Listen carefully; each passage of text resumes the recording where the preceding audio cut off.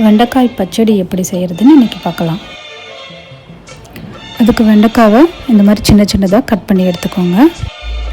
ஒரு கடாயில் கொஞ்சமாக எண்ணெய் விட்டு கடுகு, உளுத்தம்பருப்பு, காஞ்ச மிளகாய், பச்சை மிளகாய் எல்லாம் போட்டு தாளிச்சுக்கோங்க.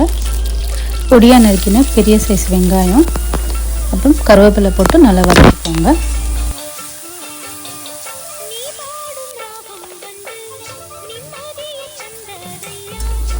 உப்பு சேர்த்து நல்லா பொன்னிறமாக ஆற வரைக்கும் நல்லா வதக்கிக்கோங்க.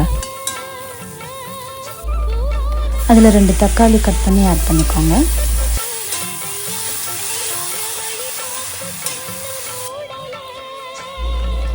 தக்காளி நல்லா வதங்கினோடனே அதில் மஞ்சள் தூள், மிளகாய்த்தூள், மல்லித்தூள் எல்லாம் சேர்த்து நல்லா வதக்கிக்கோங்க.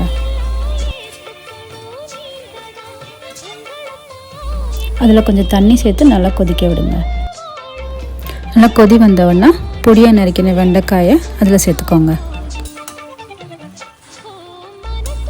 நல்லா கிளறி விட்டுட்டு மூடி போட்டு நல்லா வெண்டைக்காயை வேக விடுங்க. வெண்டைக்காய் நல்லா வெந்த உடனே ஒரு நெல்லிக்காய் சைஸ் புளியை நல்லா கரைச்சி வச்சு அதையும் அது கூட ஆட் பண்ணிக்கோங்க.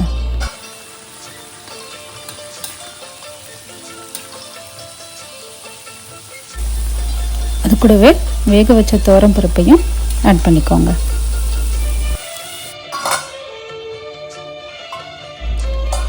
அதில் ஒரு 1/2 ஸ்பூன் நாட்டு சர்க்கரை சேர்த்துக்கோங்க.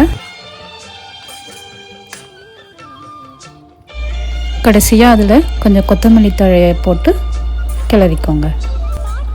அவ்வளோதாங்க, நல்லா டேஸ்டியான வெண்டைக்காய் பச்சடி தயார்.